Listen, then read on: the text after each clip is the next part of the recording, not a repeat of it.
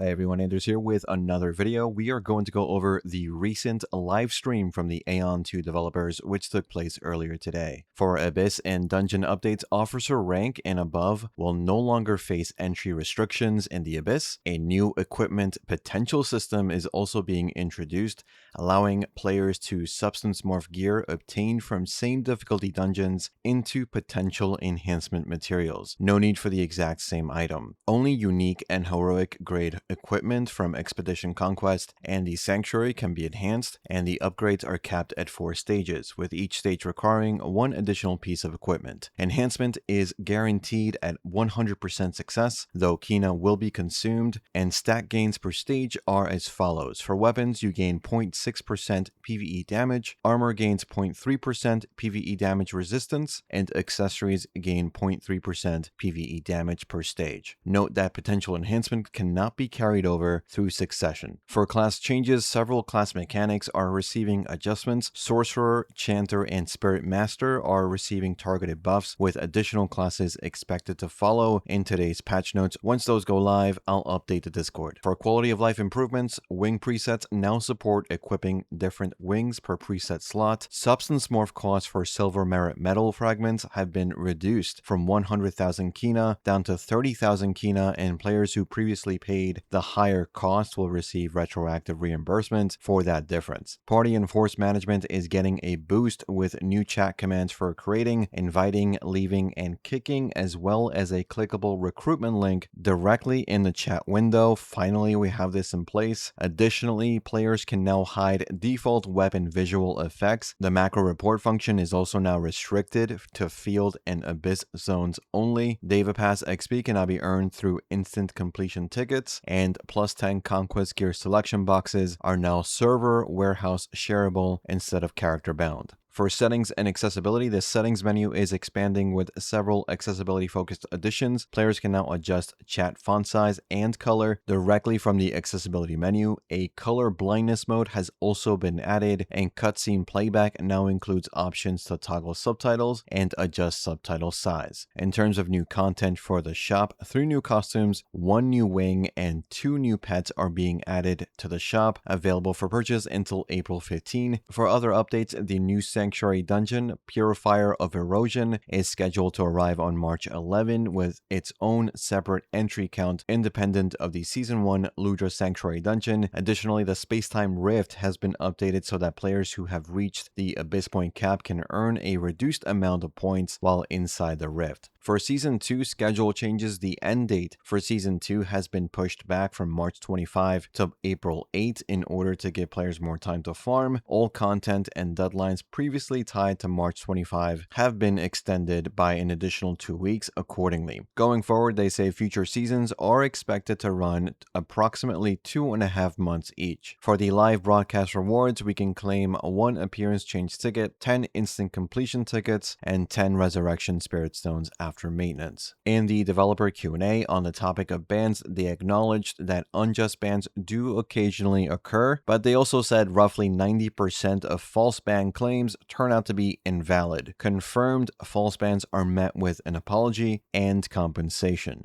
Sync stone sources are considered sufficient for now, with no plans to add new acquisition methods. Per class Abyss rank cutoffs are being internally discussed on a possible future change. Re-releases of older costumes are currently being coordinated, while old pet re-releases remain under discussion. An anti-hack system for the Abyss is in development. The dodge during skill bug is expected to receive a partial fix on March 11, and Season 1 Transcendence progression will eventually be streamlined into fewer steps, similar to Season 2, to help newer players catch up. That's it for the overview this week. Expect more videos on the channel covering AION 2 very soon. So far, I'm liking the game and I think it's worth playing, but I'm also treating it as a beta of sorts. Playing with high ping and dealing with the issues that come with playing on Korean or Taiwan servers limits how much time I'm actually investing right now. The game is improving, but we are reaching the time frame where new MMOs start to struggle with player retention. For example, endgame players at this stage stage tend to have little to do in terms of PvE and are maybe getting frustrated with PvP elements, and that is exactly what is happening with AION 2 right now. For PvE, we have new 4-star dungeons and Transcendence to run, but really the Sanctuary Raid is what we're waiting for. That's the endgame PvE content, and that's coming next week. PvP has been severely restricted compared to launch, and PvP balance is honestly horrendous. Class balance in general is pretty bad, and rerolling your class is extremely tedious, which is why I think they want to add class swap tickets, but even when they add that, I don't think it's a solution for poor class balance. On a positive note, we are starting to see catch-up mechanics in the form of an event, for example, the changes to Transcendence progression, which is very good and generous for new players and also helpful for veteran players because sometimes these catch-up events also coincide with the release of new content for progression cap increases. All that being said, this is an MMO, so there is an inherent gap between someone who is starting, say, the game today, 3 months in,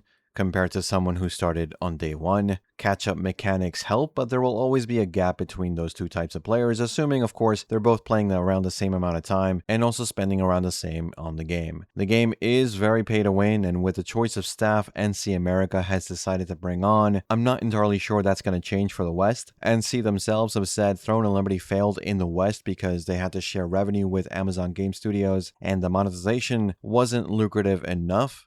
TL was less pay to win in the Western launch compared to Korea, but that's not really saying much. Personally, I think what they mean by monetization being an issue and the revenue share being a problem for the West with Throne and Liberty, that's just a common corporate excuse that's to explain why TL failed in the West, because bear in mind the game was an immediate failure in Korea, so much so they barely acknowledge it exists. It was a product of a time when NC was going through some trouble internally, but now under new leadership it seems like they're moving ahead with what they think works, trying new IPs, and moving on fairly quickly if a product doesn't cut it. AION 2, financially speaking, has been a massive success domestically in Korea and in Taiwan, and they think it will be just as successful in the West. I'm waiting for Season 3 to make a video on my thoughts on the game so far, especially since I will likely be taking a break in a couple of weeks with Crimson Desert launch, and that should give me an idea of how the game is progressing with the season layout and overall player progression. Let me know what you think about the game in the comments. Do you think it will continue to improve and change for the West for the better? Let me know. Like and subscribe for more videos like this, and as always, thanks for watching, thanks for listening. I'll see you all in the next one. Take care.